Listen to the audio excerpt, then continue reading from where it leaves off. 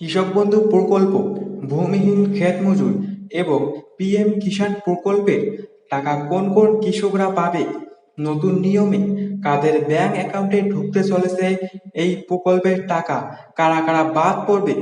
আজকের এই ভিডিওটি সম্পূর্ণ দেখলেই আপনারা বুঝতে পারবেন কারা কারা এই প্রকল্পের টাকা আর পাবেন না এবং সম্পূর্ণ বাদ পড়তে চলেছে এবং কাদের ব্যাংক অ্যাকাউন্টে ঢুকবে।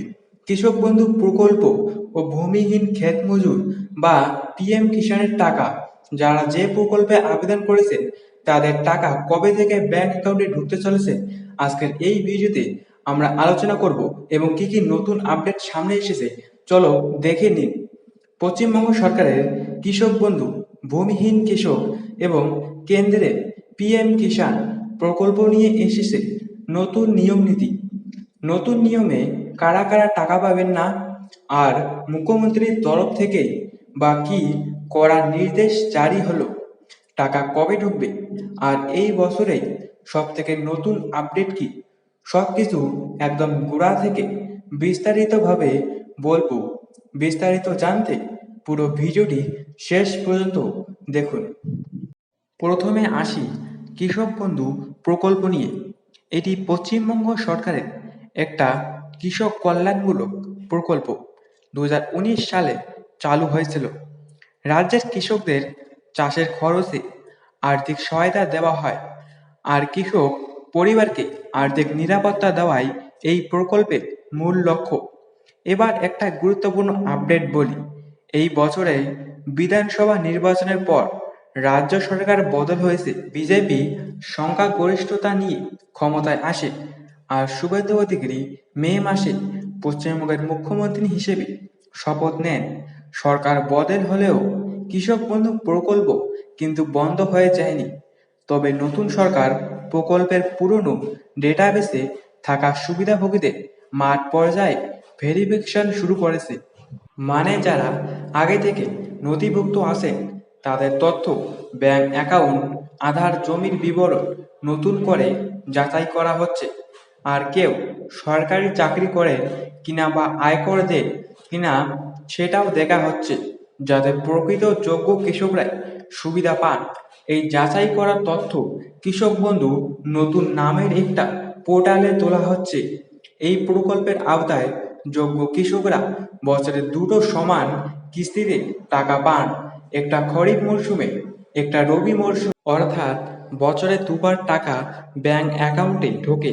ভেরিফিকেশন প্রক্রিয়া চলার কারণে এবার কিস্তির টাকা ঢুকতে একটু দেরি বা ধাপে ধাপে হতে পারে, কারণ প্রতিটা জেলায় যাচাইয়ের কাজ শেষ হলে তবেই সেই এলাকার কৃষকদের টাকা রিলিজ হবে। অনেকেই ভাবে কৃষক বন্ধু আর ভূমিহীন কৃষক বন্ধু একই জিনিস, কিন্তু আসলে এই দুটো আলাদা প্রকল্প। কৃষক বন্ধু মূলত তাদের জন্য যাদের নিজের নামে জমি আছে, আর ভূমিহীন কৃষক বন্ধু তৈরি হয়েছে তাদের জন্য যাদের নিজের জমি নেই কিন্তু তারা অন্যর জমিতে চাষের কাজ করে, অর্থাৎ ক্ষেত মজুর। রাজ্যের ভূমিহীন কৃষকদের জন্য এই প্রকল্পে বার্ষিক আর্থিক সহায়তা দেওয়া হয়। ভূমিহীন কৃষক বন্ধু স্কিমের মাধ্যমে ভূমিহীন কৃষকরা বছরে ন্যূনতম 4,000 টাকা পান। এটাও কৃষক বন্ধুর মতোই দুটো কিস্তিতে দেওয়া হয়, খরিফ আর রবি মরশুমে। মানে একবারে পুরো টাকা না দিয়ে বছরে দুবার সমান ভাগে টাকা পাঠানো হয়, ঠিক যেভাবে জমির মালিক কৃষকদের ক্ষেত্রে দেওয়া হয়। পিএম কিষাণ সম্মান নিধি এটা রাজ্যের প্রকল্প না, এটা কেন্দ্র সরকারের প্রকল্প। তাই সারা দেশের যোগ্য কৃষকরাই এর সুবিধা পান।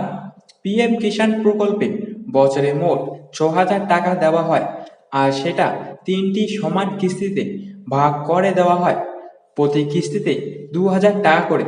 এই তিনটি কিস্তির একটা মোটামুটি সময়সীমা আছে। প্রথম কিস্তি এপ্রিল থেকে জুলাইয়ের মধ্যে, দ্বিতীয় কিস্তি আগস্ট থেকে নভেম্বরের মধ্যে, আর তৃতীয় কিস্তি ডিসেম্বর থেকে মার্চের মধ্যে দেওয়া হয়। এখন সব থেকে বড় প্রশ্ন, সবশেষ কিস্তি কবে এসেছিল আর পরের কিস্তি কবে আসবে? গত বছর 21তম কিস্তি 2,000 টাকা নভেম্বর মাসে কৃষকদের অ্যাকাউন্টে জমা পড়ে।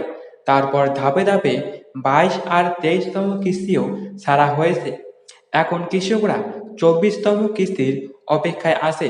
বিভিন্ন সূত্র অনুযায়ী এই 24তম কিস্তির টাকা 2026 সালে অক্টোবর মাসের মধ্যে বিতরণ করা হতে পারে। এখানে একটা জরুরি কথা বলে রাখি, কৃষক বন্ধু প্রকল্পের মতো ভূমিহীন কৃষক বন্ধুদের এখন নতুন সরকারের আমলে ভেরিফিকেশনের প্রক্রিয়ার প্রভাব পড়তে পারে, যেহেতু দুটো প্রকল্পেই একই কৃষি দপ্তরের অধীন পরিচালিত হয়। তাই সামগ্রিকভাবে সুবিধাভোগীদের যাচাইয়ের যে প্রক্রিয়া শুরু হয়েছে সেটা ভূমিহীন কৃষকদের ক্ষেত্রেও প্রযোজ্য হতে পারে। তাই যারা আবেদন করেছেন কিন্তু এখনো টাকা পাননি তাদের ক্ষেত্রে যাচাই প্রক্রিয়া শেষ না হওয়া পর্যন্ত একটু অপেক্ষা করতে হতে পারে। আরেকটা গুরুত্বপূর্ণ কথা বলে রাখি, পিএম কিষাণেরও প্রতি কিস্তির আগে একটা নিয়ম মানতে হয়, সেটা হলো কেওয়াইসি সম্পূর্ণ থাকা। যাদের কেওয়াইসি করা নেই তাদের কিস্তির টাকা আটকে যেতে পারে, এমনকি অন্য সব শর্ত পূরণ থাকলেও।